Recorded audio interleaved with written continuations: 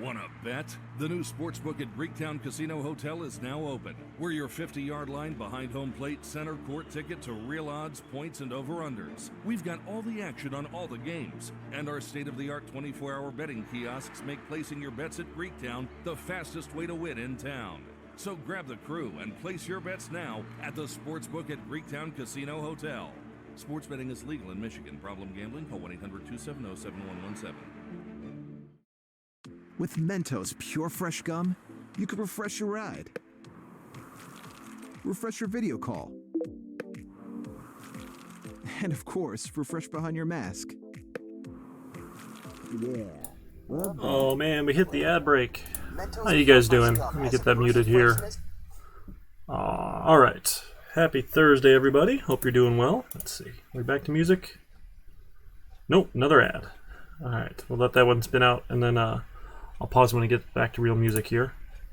Hope you guys are doing well. We are wrapping up our week on classes, Chapter 9 in Zybooks, and then we're going to do a couple extra things that Zybooks doesn't cover well. We'll talk about that, and that'll be our lab exercise as well for Monday, working on classes. How'd the lab go, by the way, on Tic-Tac-Toe for you guys? That do all right with like a two-dimensional list sort of thing? So hopefully you got a chance to practice that, because we're going to do something similar for our next project, actually. Oh, that's not what I wanted to do. I wanted to see who's in chat. Alright, cool. So we're going to work through, talk about the next project. It'll be due about 2 weeks or so.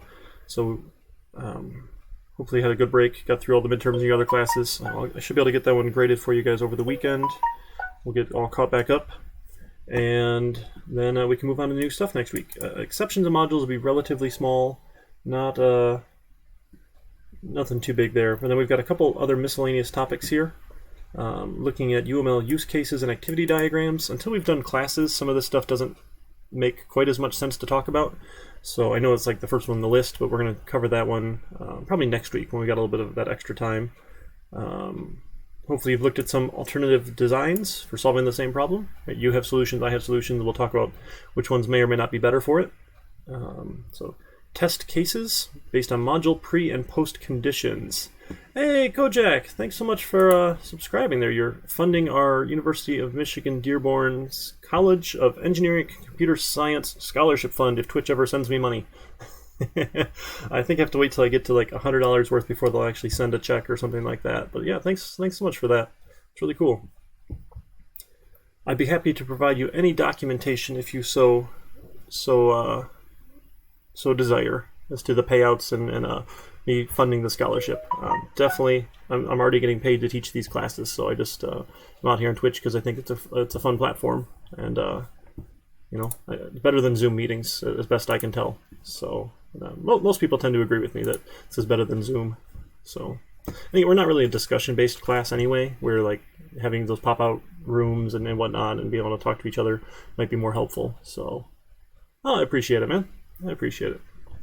So now that we're talking about classes, we're going to look at how we can do these module pre and post conditions, creating test cases. We're going to work on that today, actually.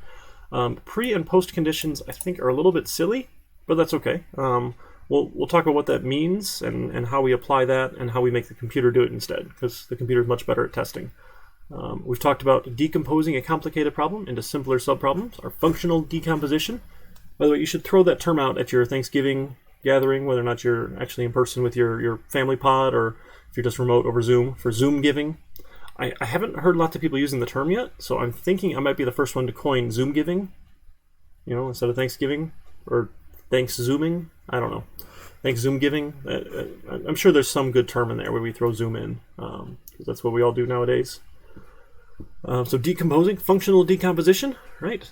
Using our integrated programming environments or development environments. PyCharm is my preferred one, just for showing you guys how that works using the debugger. It's fantastic. Systematically test and debug small programs. Yes, we've been doing that. Tracing algorithms for correctness using simple test cases. So like we're doing all of these today, which is really cool. I mean, you've been doing programs as well. We'll get to using Visio for UML activity diagrams once we actually talk about them up here.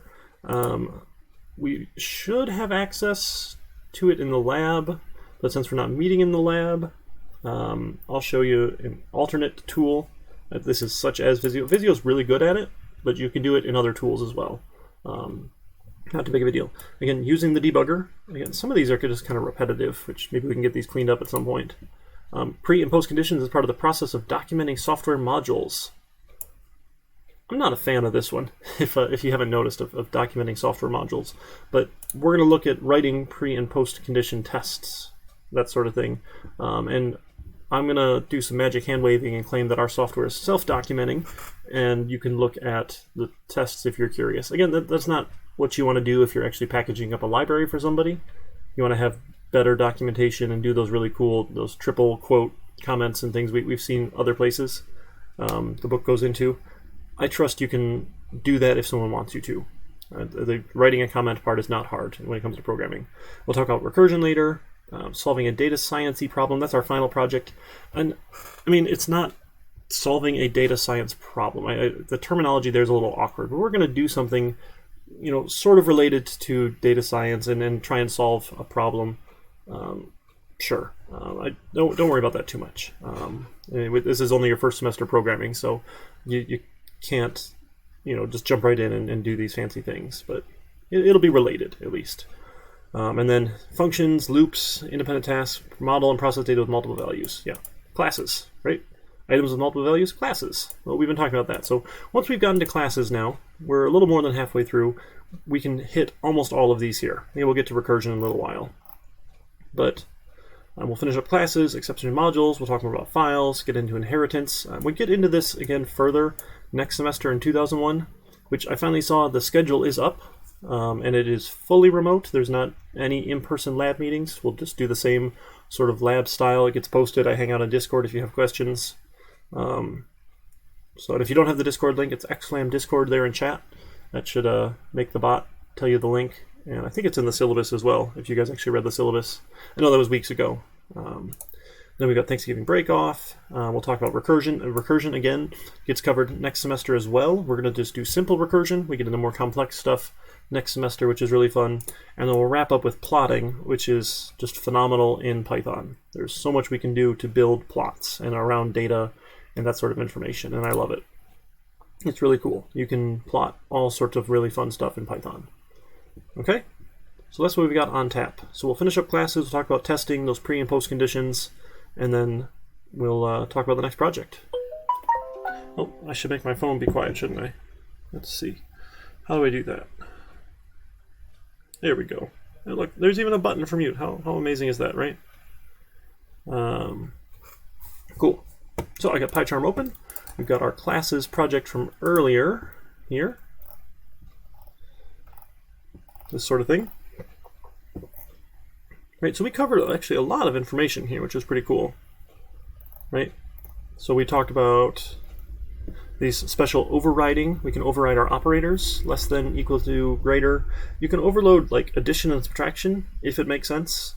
For a lot of classes, you don't really want to add this class and that class, or two instances of the class, right? Sometimes you might, so you can if you need to, but that's okay. I'll need another space there, make that happier. Okay, there.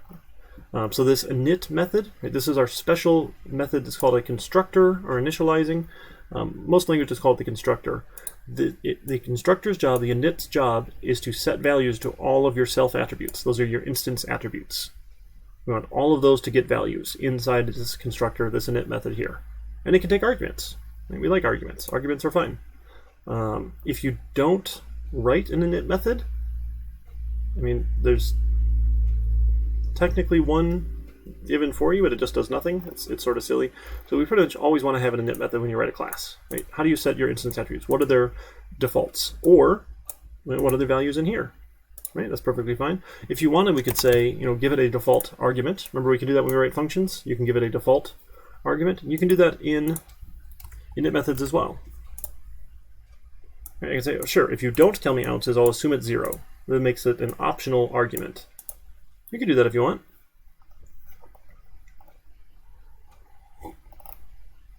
All right, but all of this was a little bit annoying, right? Having to figure out this side length and perimeter and area to make sure we did it right. because we wanted to make sure we could print out square information and that it did it the right way. And what we did for testing is we said, okay, if I have a square of size 2, then I know its side length should be 2, its perimeter should be 8, and its area should be 4. And we kind of eyeballed it and said, okay, the numbers look like what I expect. So what we're actually doing in that process, we're saying, okay, if I give you this information, this is what I expect to get back out. Right? That's exactly what we're doing when we test. We say, all right, given this value, you should give me back this. And if we understand what our code's supposed to do, we can always figure that out. Right? Because I've designed my class to have certain attributes and have certain public functions that will do operations for me, and I know what those public functions do. So what we can do is we can make the computer check it for us, which is fantastic. So we're going to, oh man, come on, load back up for me. Let's see, that was in square, right? So we're going to right-click square and say go to, and we want to go to test. So PyCharm is really good at this. Other IDEs will have a similar option for this. If you're just doing stuff like in an online editor, you don't have access to this. You really need an IDE because they're fantastic. So I'm going to right-click and say go to test. And it says, oh, I don't see any. 0 found. Should I make a new one? We say, yes, please make a new one. It says, oh, okay, where do you want to put it? Yeah, put it in this directory. Call it test main py. Great, we're going to have a class for test square. Great. And then it says, hey, I saw some functions. Do you want to test these functions? And we say, yes, please. We check all the functions we want to test. And it will write some code for us. It's not perfect code, but it's starter code. Okay, so now we see, all right, I am a class of test square. Don't worry about that. We'll talk about inheritance later. It is a test case. We're importing test case from this unit test library that we get, which is fantastic. And then we get a bunch of functions. Right, so there's a class with a bunch of functions here. There's no init here, don't worry about it. You can write one, but I usually discourage you from that, at least for our use cases here. We'll say, okay, how do we test get side length? How do we see if get side length works? Well, we're going to do a couple things. We're going to do this AAA method. It's called arrange, act, and assert. So we're going to arrange the variables we need to test. And then we're going to act on the code, like call the function, and then we're going to assert we got the expected results. Expected results. Right? So if we're going to test get side length, I need an expected side length, say is 3. I mean, it doesn't really matter too much. Okay? Sure, expected side length is 3. Then we're going to act. We're going to call our code. Right? Well, I want a square. Oops, it doesn't know what square is, right? We need to go import, right? So we're going to say import main. Nope. Import main. You know what? Okay, let me show you that. It's a little cleaner if we say from main import square. Now, this is going to look silly because we haven't talked about modules yet. Don't worry, when we talk about modules, this will make more sense. What we're doing, we're saying from the name of our file over here, import a class. So this is from name of py file with classes. Right, that's all one thing, right? Import class name. Okay, that syntax makes sense. So from main, import square. Now I can make a square, right? So I'm going to say a square equals, square equals a square. And remember, when we are asking for square, we're calling that init method, right, which will take a length in centimeters. Let's see, what do we get here? How about we give it our expected side length?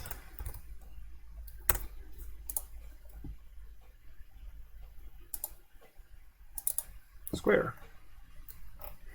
Why does it not like my square? What do we do wrong here? What did we do wrong? Equals square. Yeah, it should. It should just do that. Square. More actions.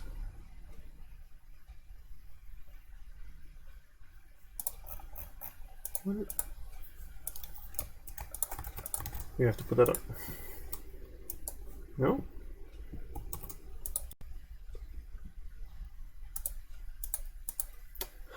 So, you know, I think, let's see, can I rename this one? Rename it here.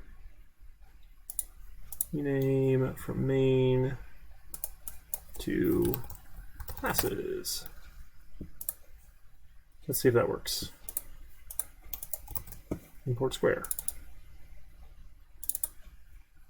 Classes. Oh, it's got to be... All right, sorry, this should not be so hard. Classes.py. Yes. We want it to be a Python file. And sure. Yes, do refactor.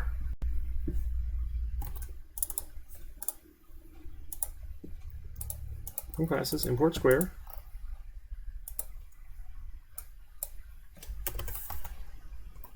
Square. Oh my goodness. You guys, I don't know how to spell square. This, yeah. That whole thing, because I spelled it wrong. Oh my goodness. No wonder I didn't know what a square was. That's not how you spell square. My goodness. My goodness. Okay. Square. Square. Alright, let me see if I should be able to put this back now. Right? Main, py, just to make sure. I don't want to screw anything up. Let's make sure that works. Yes, okay. So if you spell your class right, this will work a little better for you. Sorry about that. Okay. Yeah, it's one of those days. I need some more coffee. No wonder it was gray. Like it didn't... Okay, yep, sure. Anyway, all right, so we have arranged. We said this is the variable I need. I'm actually calling some code here. I'm going to call my init method in square. I know that that then will create a square and set the side length. Then I need to say my actual side length. And you know, this is, it's just a convention saying expected and actual, and it doesn't hurt to type, right? And then it makes everything very clear. So now I say square.get, not get area, get side length. So I create a square, right? I'm acting, calling my code, and then I'm using, this is the method I'm going to test. It should give me a result back. I'm going to say, okay, they should match. And now I say assert dot, oh no, it's just our, oh my goodness. No, self dot, thank you, assert. And you see there's a bunch of these asserts, so self dot asserts dot dot dot dot. We usually want equals, or equal, sorry, assert equal. And we say the expected side length should equal the actual side length. And this is exactly what we were doing before when we did our main method here, right? We said, okay, let's make a square, right, and let's check the results. Square, how did I miss that so many times? That is terrible. I'm going to find a replace on that one. Come on. Where's my replace? Edit, find, and replace. Oh, Control R? There we go. So square with square. Replace. Look at that. Now it's happy. Hooray. Okay, so it's the same thing we did, but now we're gonna make the computer actually do the checking part, because, you know, sure, we've got decent eyes and we can look at it and we say, okay, I should get this value back out. But what happens is the more often you run it, the more likely you are to screw it up. Oh my goodness, it's typoed up here too. Square. Okay, so the more often you run it, the more often you are to like miss that it isn't actually the right value. And not that it's going to change all that often, but what we're doing is we're setting up so that the computer can check it for us, which is the beautiful part. So I'm going to say now run unit test. And we're going to get this test results over here. And we're going to see, hey, test get side length works. Yeah, I get a green check mark. If I run this one over here, clicking the little run unit test, it's going to fail because, you know, self.fail is just fails, doesn't do anything here. But what we're doing is we're codifying these pre and post conditions. And those are the old-fashioned terms, and that's okay. A pre and post condition is saying before you run this function, where is it here? Where's our square? Before you run get side length, what has to happen? What's the precondition to running this? Well, you have had to create a square. If you don't create a square, you can't get a side length. So that's a precondition of get side length. Now, some classes that you might take, people are going to be nuts about pre and post conditions. Sure, go with it. Not a big deal, right? You guys understand what it is. A precondition means before you do this, this must happen or be in place. So before we can get side length, before we can get perimeter, before we can get area, you have to have created a square and set the side length. Okay? Does that make sense? And a post condition is just a fancy term for what does the function do? What happens after post the function running? Well, in our case, nothing changes, but you're going to get the side length out. We're going to return the side length. That's the only thing that changes. You know, other functions, right? Like our can here, when you drink, the post condition is it has less ounces in it, right? But no less than 0. That's the post condition for drink from a can. The precondition, before you can drink from a can, you have to init a can, create one. You can't drink from a non-existing can. So a lot of times the preconditions seem a little silly for the basic stuff we're doing.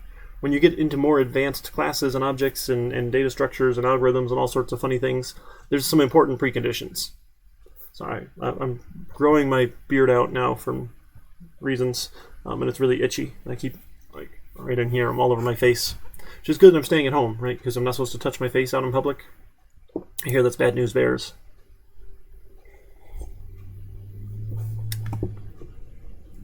All right, so the precondition is what has to happen before. The postcondition is what does it look like after? What did it do? So some people will put that in documentation, in comments. Sure, go for it. Have at it. I trust that you guys can write comments.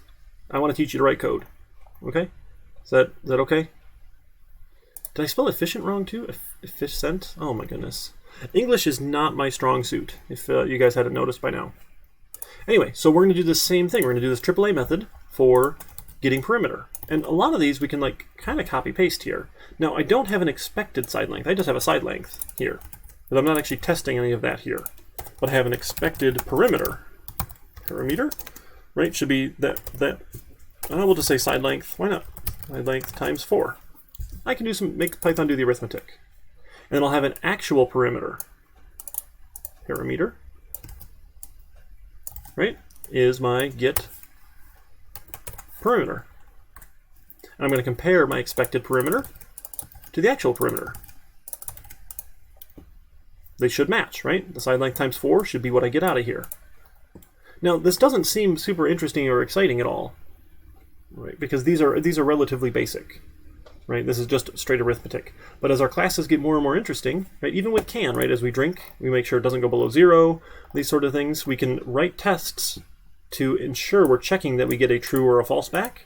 Right? If the can is empty, we're making sure that our volume doesn't go below 0. Those sorts of things. So we're just codifying it actually in code, right? And we're going to make the computer do it for us. So we can run this test. Let's run the test. The other really cool thing you can do, you can put a breakpoint in here, right? Come over to the gray space here. And let's click on this and say debug test. I want to debug the test. You can run your test in debug mode to make it actually check and see if this stuff is doing what it's supposed to do. So let's let it load up. Debug mode's always a little slower, sorry. Oops, I had a breakpoint there, don't worry about that. So let's continue, or step out. That ought to do it, I think. Step out, step out, step out. Oh my goodness, where's my continue? Oh, this one, there, continue. Wrong button, continue. So now we're here. Okay, great. Now let's step. So let's step into our code. We'll see, now we're in the square init method. We're about to set the length in centimeters. Remember, self has all these attributes. Well, we don't have any yet. We're about to add one. Great, so now we have a square.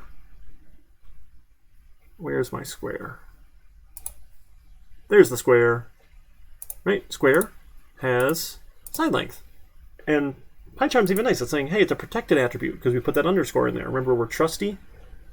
No one stops you from changing it, but we are breaking the contract if we do, and we can't assume that it will do what it's supposed to do. Now we're going to get perimeter. So let's step into, and we'll see.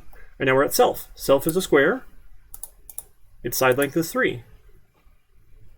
Yeah, it's even showing me perimeter and area. That's fancy. And now we can compare an expected, right, the expected perimeter and the actual perimeter, 12 and 12. We'll just continue on. So you can debug your unit tests. Right, we're going to do the same thing for get area. We'll have an expected area. Well, that's just side length times side length, right? Because it's a square. I should typo area just to be consistent with, you know, the theme of today. Area, get area. We'll compare our expected area and our actual area. So hopefully these ones are kind of boring, not super interesting. Just it's a real basic example. We're just making sure we do what we expect it to do. Uh-oh, it failed. Yeah, oh, I typoed. I was actually joking about typoing, but apparently my fingers wanted to typo that. Wow, that was awesome. Yeah, now our test passed. All right, so now we want to run all the tests, right? So let's run all the tests. Sweet, look at that. Now you'll notice we get all this junk in here anyway. When we get to modules, I'll tell you how to fix it. Don't worry about it for now. It's okay if you get junk in there. Not a big deal. Okay, we see all of our tests pass, so we're happy. So typically what we have is we have one test per method here. And the idea behind the testing is that we don't trust ourselves to do it right. Which is, I mean, that's correct. We always want to test and verify and validate that what we did is what we expected it to do. Because I know if I expected it to do this thing, right, I should get this result out. And if you can't do that, you have no business writing the code. Because that means you don't know what the code's supposed to do. Right? Does that follow? So if I know what goes in, I know it does something, and I know what comes out. You have to know all those things to actually write the code. What we're doing is we're making the computer test it for us. So a couple things about testing. You have this idea of test coverage or code coverage. It's a fancy metric if you get into software development, engineering managers, all sorts of people care about it. And it's a good metric. It's a good thing to measure. It means how many lines of my code are being exercised or ran when the tests run. So if my code, the only thing I ever test in drink is never getting below 0. So if I don't have a test that tries to drink more drink than that's in the can, then this line of code and this line of code will never run when the test runs. Does that make sense? So we don't have code coverage for those lines. We don't have test code coverage for those lines. So our metric for code coverage would not be 100%. Because the idea is how many lines of code out of the total lines of code will run when I run my tests. So 100% code coverage is a great ideal, it's a great goal. Sometimes it's hard to get to. It's easier to get to on new stuff. But if you're coming in and you're maintaining code that doesn't have tests, that's a lot of work, energy, and effort to get to 100%. And you know, even with brand new code, there's this idea of diminishing returns, right? Getting to like 50% code coverage from 0 is huge. You get tons of returns, right? You're going to find errors, find bugs, catch things mistakes you made. Right? It happens all the time. It happens to everyone. So that's why we test it. But getting from like 50 to 75% takes a lot of effort, because then you're finding like these little small cases here. You're having to do some like specific little tweaks in there. You're still going to get some value out of it, but it's more work. To get from 75 to like 90% takes even more work, because then you're like, hey, okay, maybe I've got an if, or maybe you have an if inside of an if, inside of an else, inside of a loop, inside of this. And like it's taking a lot more energy and effort. You're still going to get some return out of it, but the amount of effort you put into it went up. And you're getting less return, right? Because you've already tested most of it. And then from like 90 to 100%, it takes a crazy amount of work sometimes.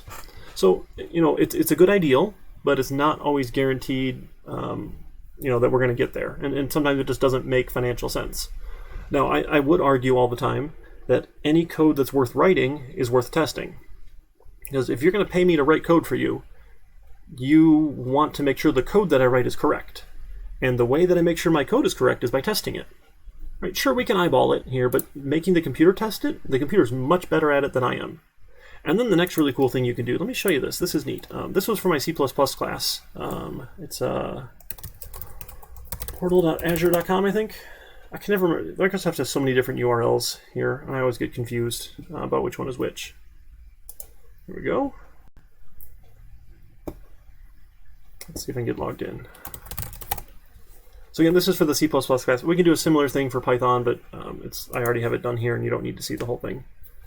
We might do something like that next semester. We'll see. I'm very tempted. So this sort of testing that we're doing, we're calling them unit tests, because what we're doing is we're testing a small unit of code at a time, right? One function at a time, this unit of code here. There's other levels of testing. You can learn all about that later. No, shoot, this is not it. I thought it was dev. There it is, dev.azure.com, not portal. Of course not. Why would that make sense? All right, let's try this link. So if we have all the tests set up, what you can do is these tools are called continuous integration tools or continuous integration testing. And you can hook it up and say, hey, every time I make a commit to my repository, go and automatically run the unit tests that you find.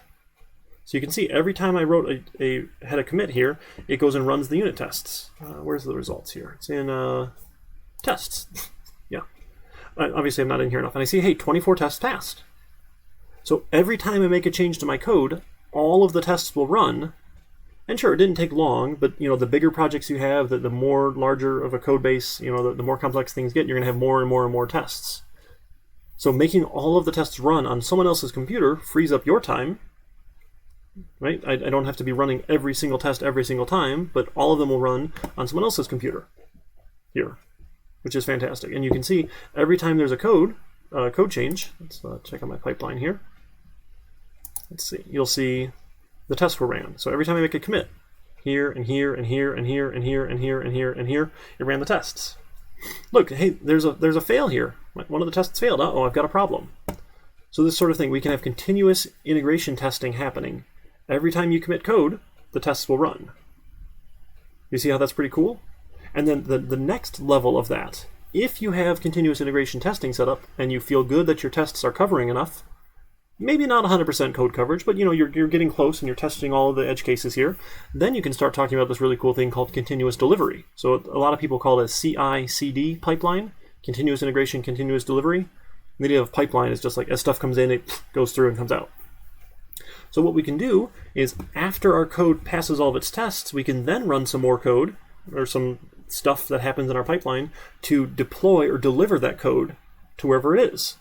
So I used to work with a couple folks who are now over at Khan Academy. It's a really great place. Strongly encourage people to check it out. It's more free learning resources, right? How cool is that?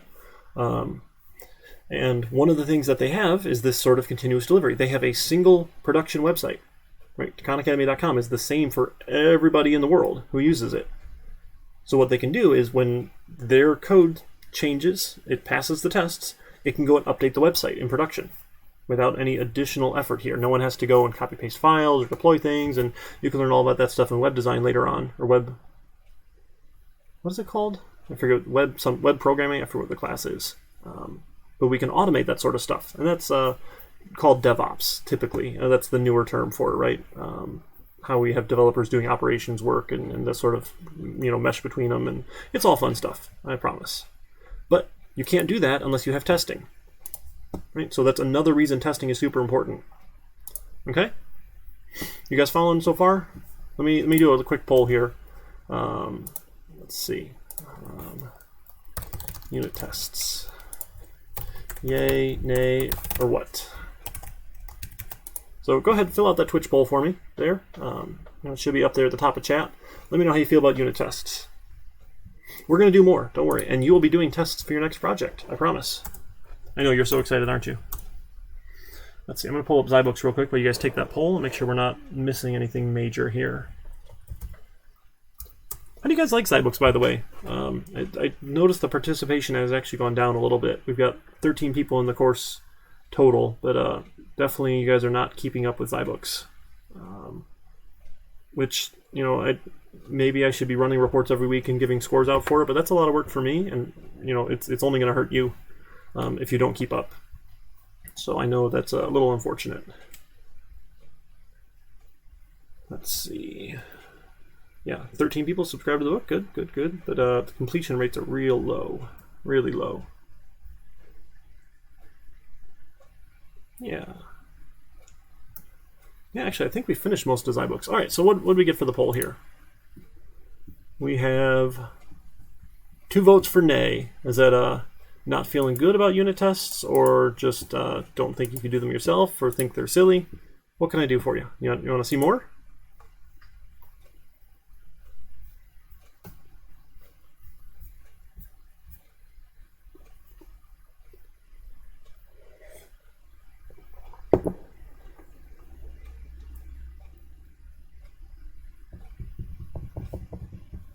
I got an idea. Here. Let's add a new Python file here. Let's call this Tic-Tac-Toe.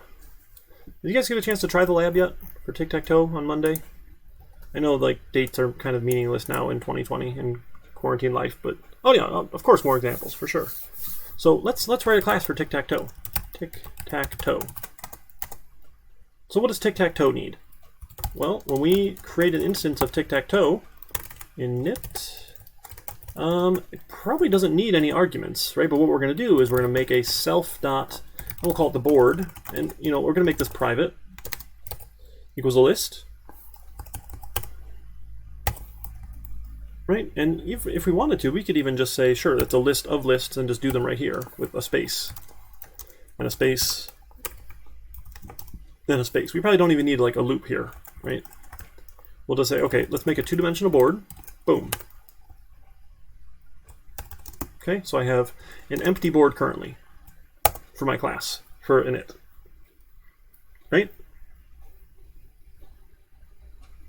Right, and now I can start marking places here. And then I probably need to know the current player. Do X's go first or O's go first? I can never remember. We'll just say X's go first. So we'll say the current player is X. Okay? So we got Tic-Tac-Toe.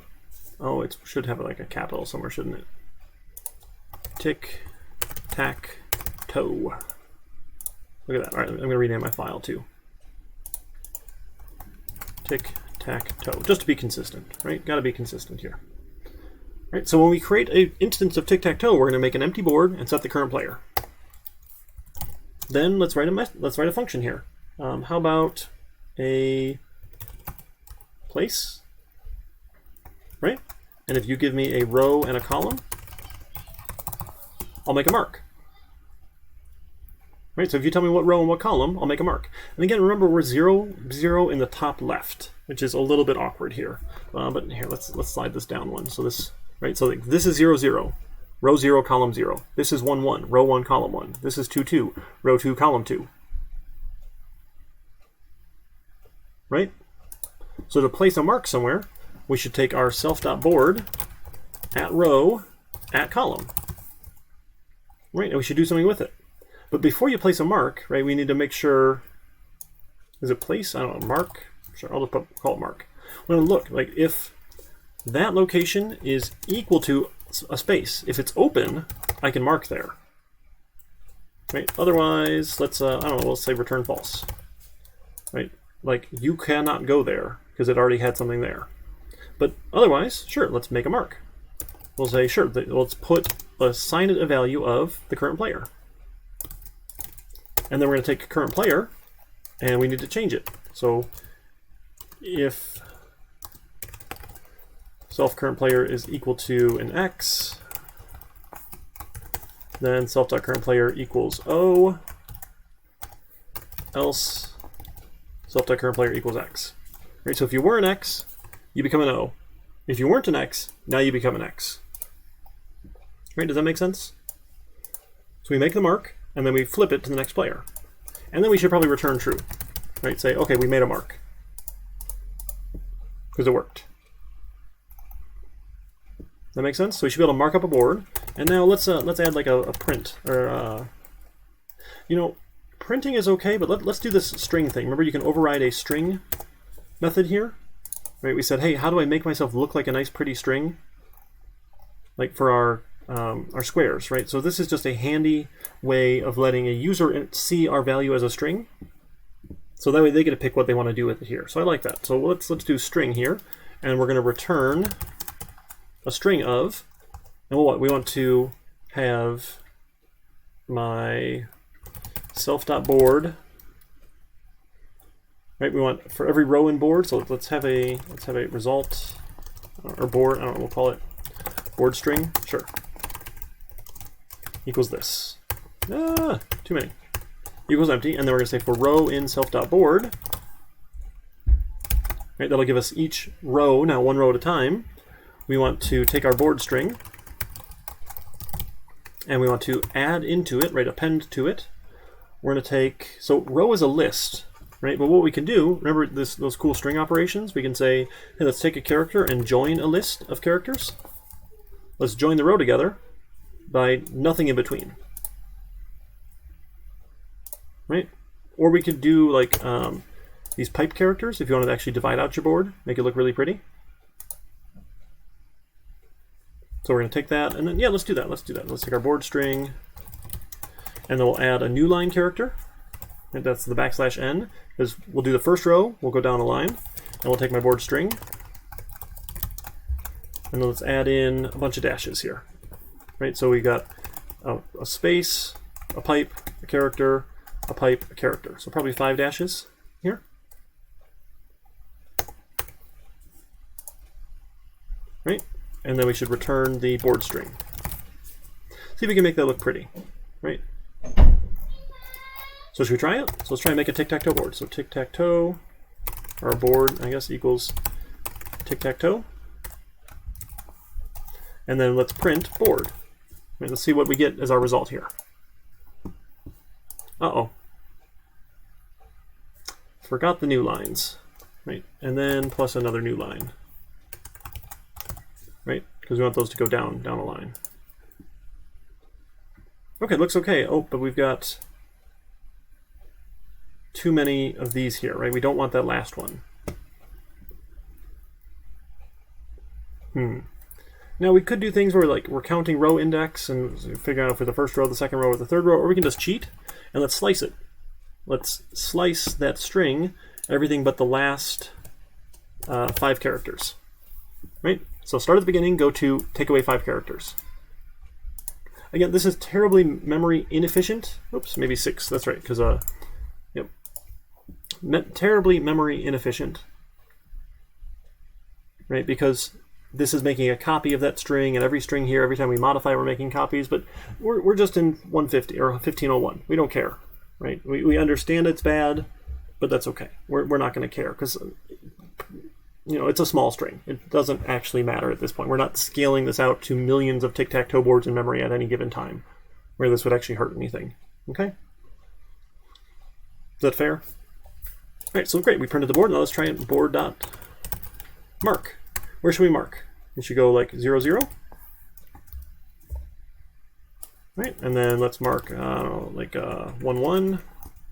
And then we'll mark, say, 2, 2, and see if we can print it back out again. Print the board. So we should get an X, an O, and an X, right, when we're done? Look at that. Awesome. You okay so far? All right, well now what else should my tic-tac-toe board be able to do for me? It should probably be able to tell me if the game is over or not, right?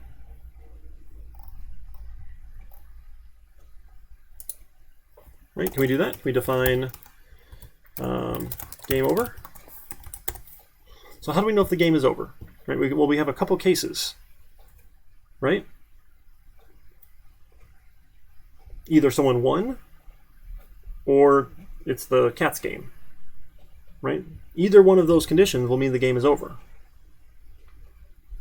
right?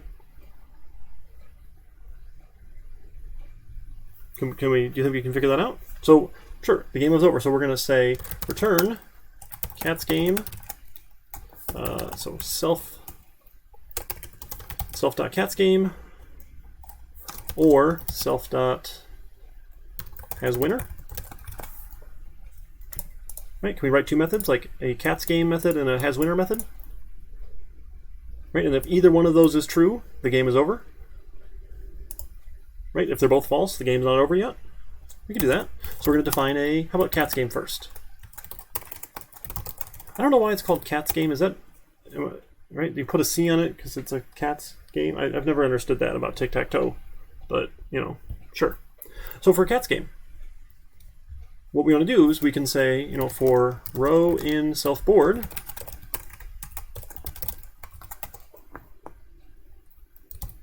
if a space is in the row, return false. Right? Check all the rows. If you find a space, it's not a cat's game. If we've gone through every single row and we haven't found one yet, we're going to return true. It must be a cat's game because there are no spaces in it. Does that make sense? Right, so we're going to check every row and see if there's a space in it. Cool, that's a cats game. Right, and then has winner. Let's do that one. So let's define has winner given self. And remember, I gave you some hints in Discord about this one. I said you probably want to break that up into even smaller functions. Right, so this is a return has winner by row, or has winner by column, or has winner by diagonal. Right? Oh, those all need to be self dot. Self dot, self dot, self dot. So if any one of those is true, self dot, then there must be a winner. Right? We broke it up. We're doing functional decomposition here. All right. Well, let's tackle that. So let's define has winner by row.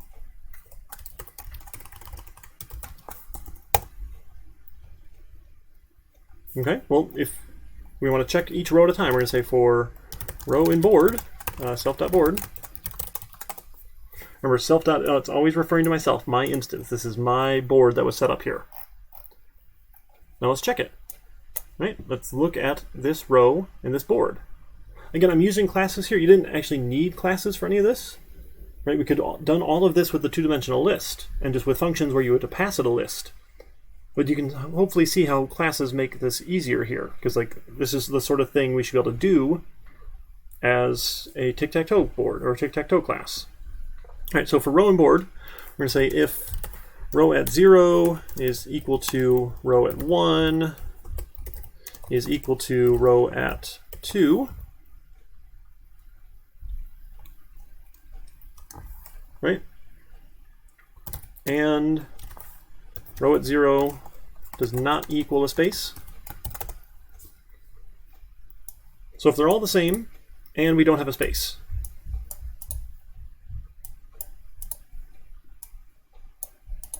right?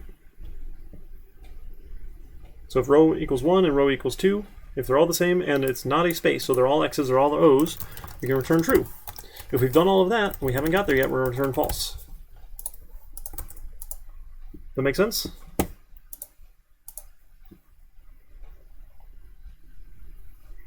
Oh, it doesn't matter, Sammy. With any version you want. It's not a big deal. Yeah, turn in any version. All right, so that should check winner by row. All right, let's try winner by column. Now this one, we don't want to go row by row, right? We want to say for column index in range length of self.board, or 3. I mean, we know it's 3, it's tic-tac-toe here.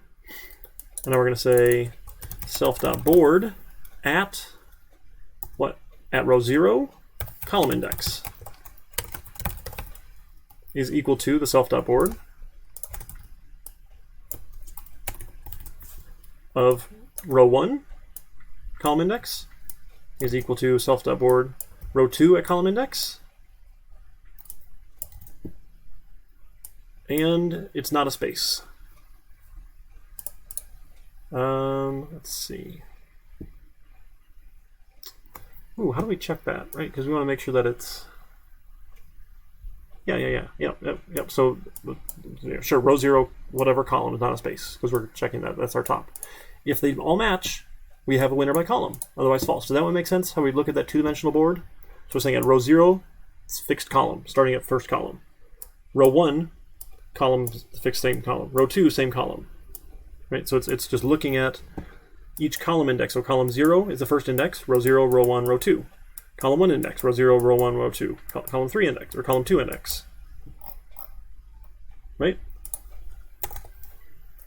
Okay, and then let's check our has winner. Winner by diagonal. Diagonal.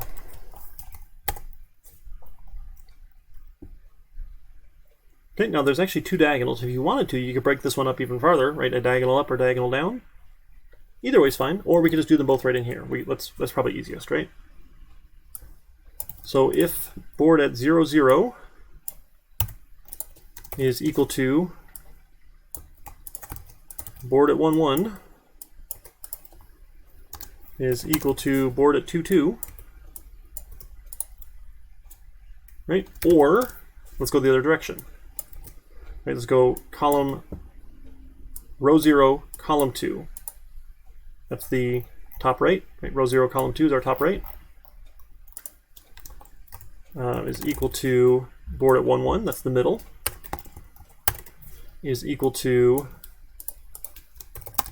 the board at row 2, column 0. Right? So row 2, column 0 should be this one, right? Row 2, column 0, 1, 1, row 0, column 2. Right, so if those are all the same, right? And let's do this one here. Right, so if either one of those is true, right, we'll force some ordered operations here. Right, and then we'll say, and that does not equal a space. Right, because both of those ones include the center here. If and what's wrong with that? Oh, it's got to have that backslash there, right? Okay. Return true. We have a winner. And you know what? This is the thing I complain about all the time. If you're saying if this return true, else return that, we just return this. Right? Because the whole thing is either true or false. Does that make sense? Right? Because we don't need to say if this is true, return true, otherwise return false. We can just return the whole thing. Does it not need that one? Okay. Right? So winner by diagonal. Right? Does that make sense? We okay so far? So how do we know if that's going to work? Let's test it, right? Hopefully you're thinking, let's test it. Sure. Let's go to test. Right? So click on your class, go to test. Create new test. I didn't find it. Yes, please create test. So let's test. We want to test winner by diagonal, winner by column, winner by row. We want testing cat's game. And testing mark, sure. We can do all that. Right, so we're going to do our AAA format. So let's actually do these ones first. Let's do these ones first. So we're going to do the AAA. So we're going to arrange. So what we do to arrange then? Right, that's arrange, act, and assert. Well, we need to set up a board that has a winner and make sure it tells me, yes, it's a winner. Right, so I'm going to make it, so we need to say, well, from Tic-Tac-Toe, import Tic-Tac-Toe. Again, it's magic, don't worry about it. We'll get to that later. But I want to make a Tic-Tac-Toe. Right, so I'm going to say a we'll just call it board, right, equals a Tic-Tac-Toe. Okay. Then we're going to act. And really, I mean, this one is a little bit, sometimes people put these in arrange, sometimes put them in act. I'm not too particular, but at the end of it, we'll get a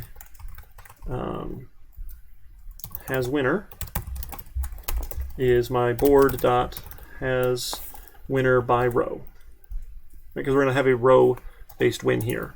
And then what we can do, we can say self assert true. So you don't even need to say equals here. You don't need to say a Boolean equals a true. You can just say, hey, this Boolean should be true. Right? So we're actually going to do each of these here. Let's fill them all out here. By column and by diagonal. Has winner by diagonal. Has winner by column. Okay. And now with the diagonal, we're not going to have good confidence unless we do like a diagonal down and a diagonal up. So I'm going to make two tests here. Right? And a diagonal up. Because I want to test both versions. Right? My going down with the diagonal or going up with the diagonal. I mean, if you start left and go up, sure. Any way you want to call it. Do you understand? Like, I'm trying to make sure both of them are working for me here. Well, let's check the row here. So right now the test should just fail when I run them all. Marking, we can do that one too. We'll come back to that. And then a cat's game, let's do cats game. We can do that too. So is, I don't know, we'll call this like is cats game or something. Is cats game dot cats game. And it should be true if we do all this. So I'm going to do all the board marking in a range. You could also put it in act. I mean, not too particular one way or the other. But we're going to say mark at 0, 0, right? And let's just alternate, right? So we'll mark at 0, 0, and then we'll mark at 0, 1, and then we'll mark at 0, 2, right? So we're going to have X, O, X, right? And then we'll have, how do we mess this up now?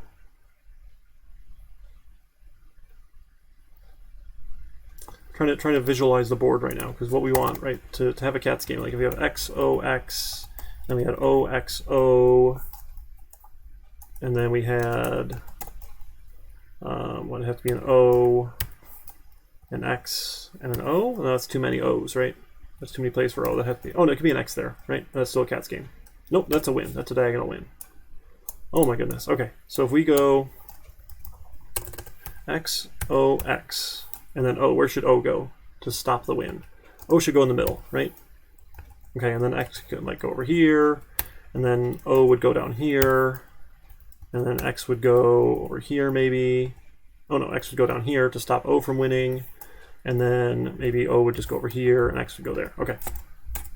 Sorry, I just had to kind of like think that through in my head here. Sure, so we did the first row, X, O, X, and then O is going to go in the middle, board.mark 1, 1. So then X goes board.mark at row 1, column 0, right? And then we said O should go at row 2, column 0, and then X should go at row 2, column 1, and then board.mark O should go at row 1, column 2, 2, 3, 4, 5, 6, 7, 8, right? And then board.mark X should go at 2, 2. Right, and that should be a cats game. Right? I think so. I think that gets us that board. Oh my goodness. There we go. Let's try it. Let's run that test. See what we get.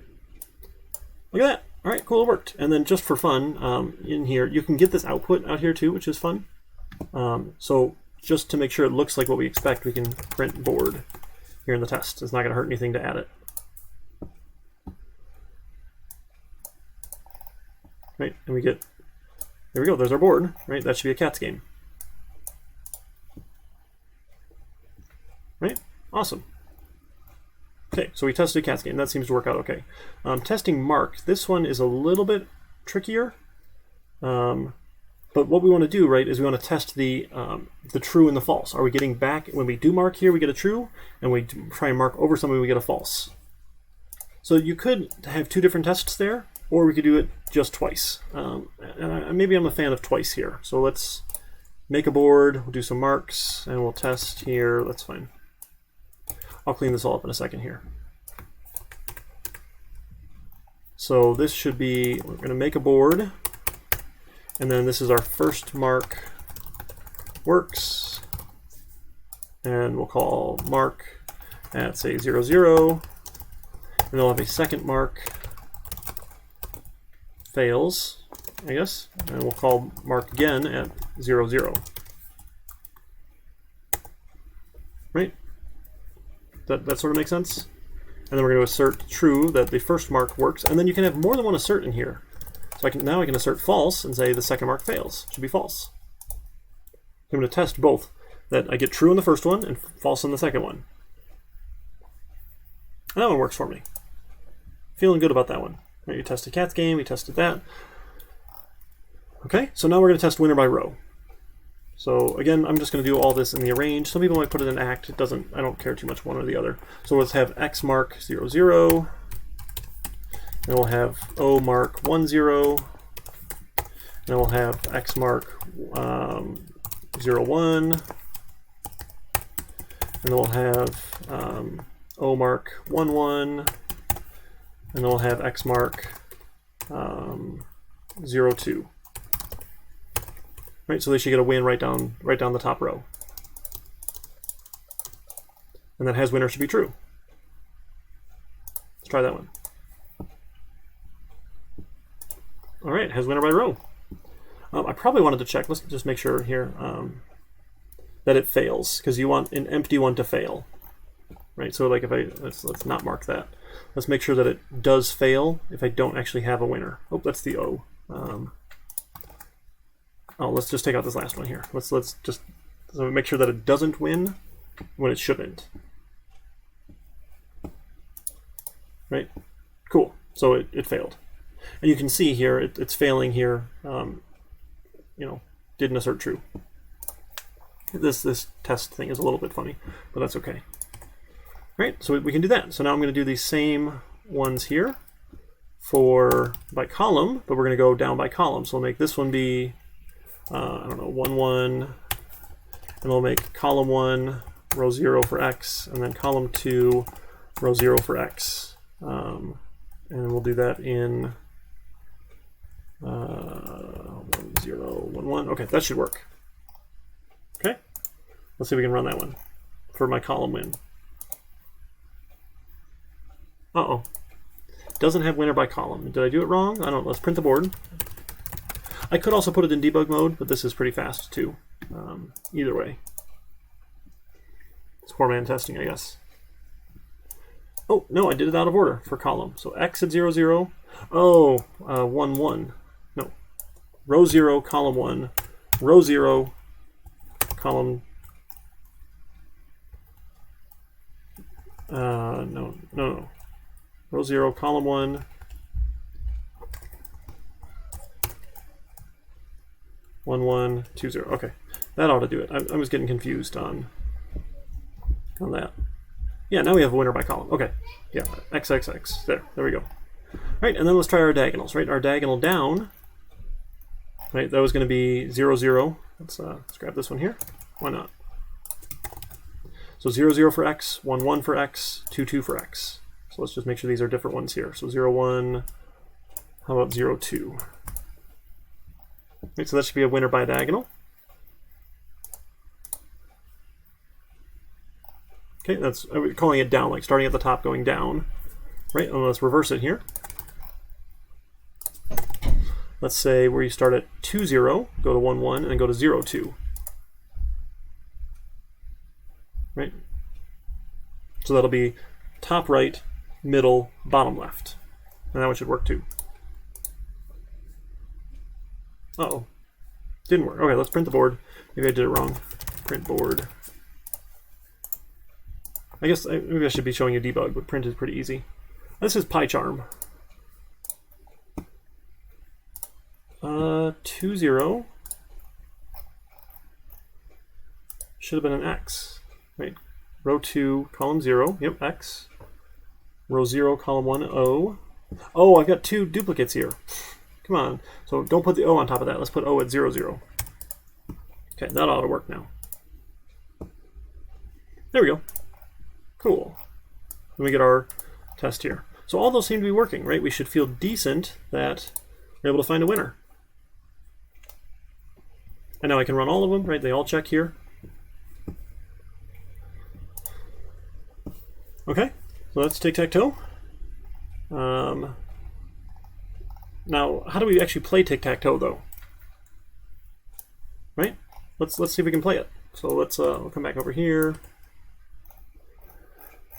Now, what we might not want to do, we might just want to leave this as its own class, or that module thing I was going to tell you about. We could do if name equals main. This will make more sense when we talk about modules, but this will make sure that you notice when we were running our unit test, we got the other code that was there every time. Because when you import from a file, it reads it and runs it essentially. So if it has anything that's supposed to run, it'll go there. So we can hide it all in this if name is main to say if we're running this one, if it's the main program, do it. Sure. So we're going to say, play again equals a yes, and while play again equals a yes, let's play. So we'll make a board equals tic-tac-toe. And then we'll print the board. And then we'll get a row equals an int of an input. Oh no, let's do this. Let's do the location equals an input of enter a row and column to mark. And like I'm going to show them like 0, 0 or something like that. That's kind of what I like expect them to use. Why is that unhappy about location? Okay, that's fine. And then we'll have a row equals location, you know, the first character, right, as an int, just to make the input easier here. And a column equals an int of location that's index 2, right, if they have a space in between them. Sure, now I've got row and column, and I'm going to call, and really we want to keep doing this, right?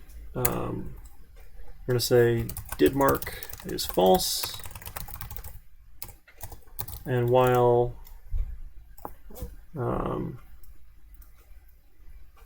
I don't like that. I don't know.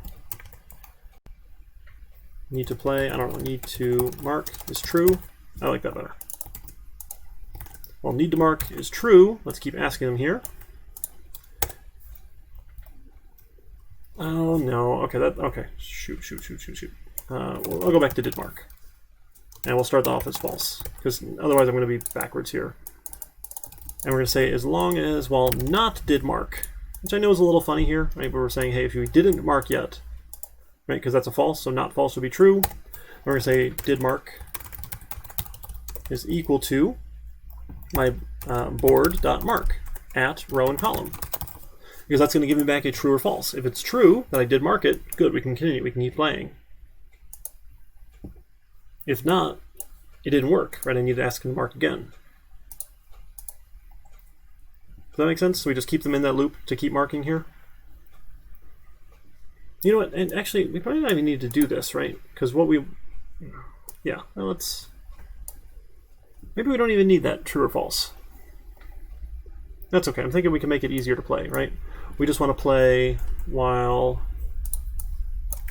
not board dot game over. As long as the board game isn't over, let's print the board, ask them where they want to mark, and try and mark it. So really, we don't even care if it marks true or false.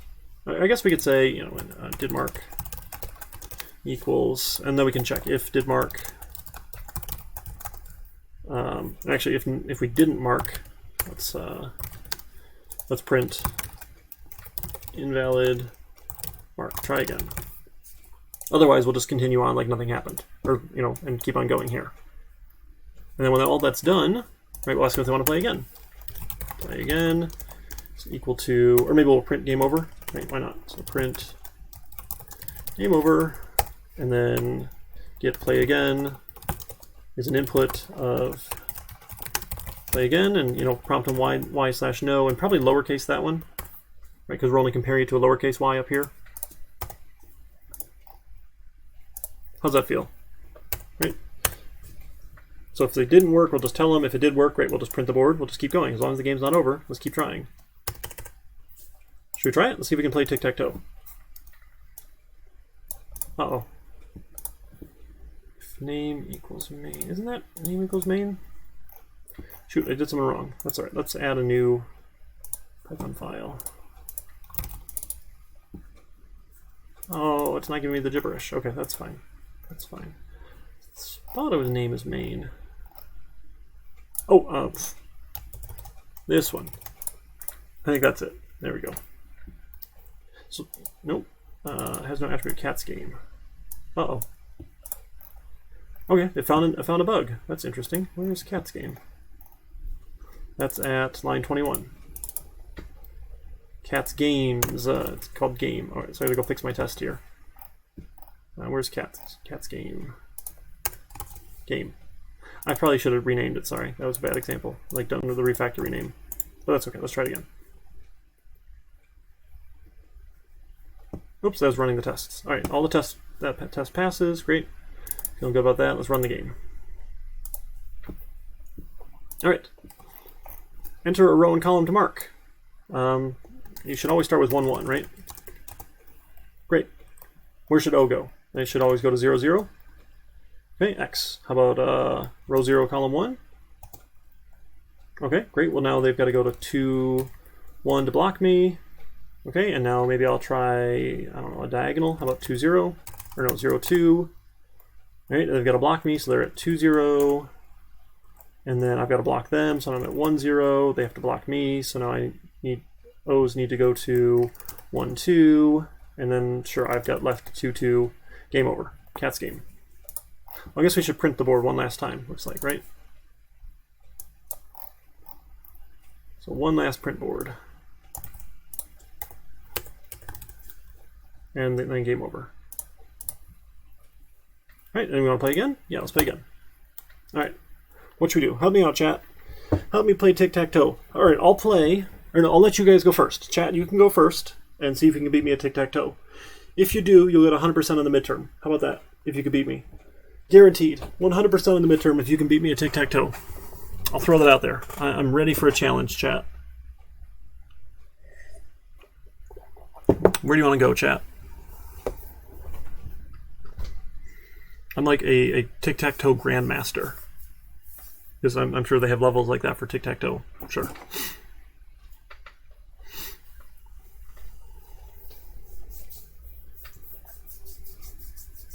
Where should we go? I'll let you go first.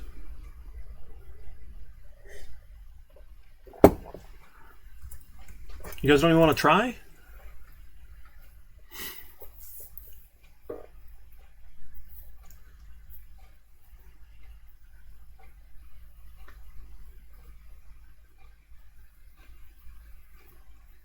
One, 1. All right, you got it. 1, 1. All right, I'm going to go 0, 0. Bring it. Where you going, chat? No, I'm not going to beat you, but I'm not going to lose, right? Tic-tac-toe is a solved game. It is solved.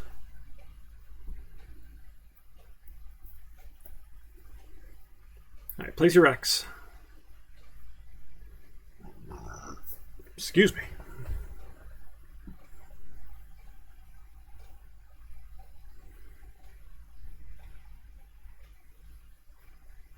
Two, 0. All right, well, I have to go then 0, 2 to block you.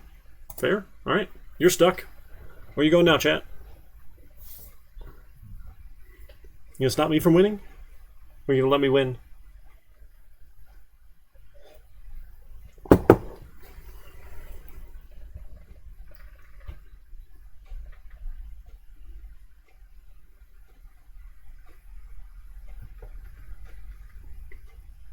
Yeah, 0, 1. All right, you stopped me from winning.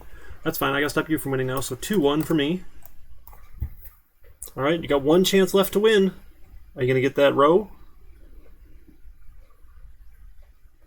Got one last chance to win here before it's a cat's game.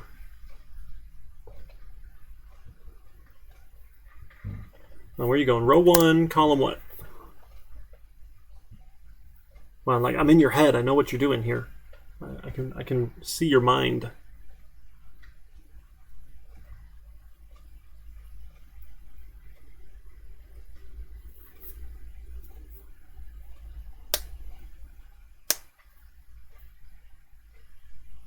One, 2. All right, cool. So I got to go 1, 0, block you.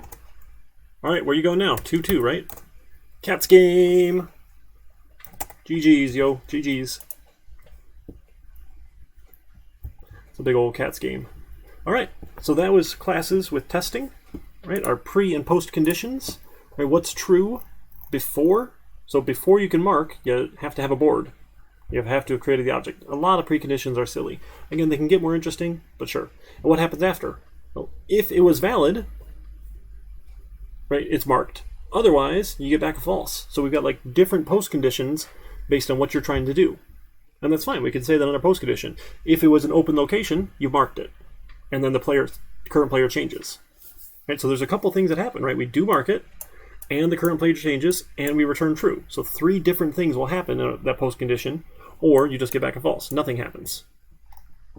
Right? Your choice here. Make sense so far? Again, we're going to practice it more. Oh, I'm out of time. Shoot, to talk about the next project. We're going to build Connect 4. So we're going to make a Connect 4 game, and Connect 4, you'll ask them which column they want to drop in. So instead of Tic-Tac-Toe, we're going to build Connect 4. We're going to still have some unit tests. Right? Connect 4, you can win by row, you can win by column, you can win by diagonal. I know, I mean, sorry, Tic-Tac-Toe is not the most interesting game. I still like to terrorize my children and offer them all sorts of rewards for beating me at Tic-Tac-Toe, and they can never beat me because it's Tic-Tac-Toe. I can't beat them either. I mean, most of them are good enough at it now that I never win. The 6-year-old I can beat, but so not a lot of excitement in beating a 6-year-old. So we're going to build Tic-Tac-Toe. I'll post it in Canvas. We'll talk about it more, but we're going to do a lab practice where you write some more unit tests. The project will ask you to write unit tests for Connect 4, and we'll go from there. All right, so I'll get that all on Canvas, but we're out of time today. You guys have a good one, and hit me up on Discord. I got office hours after class, and we can go from there.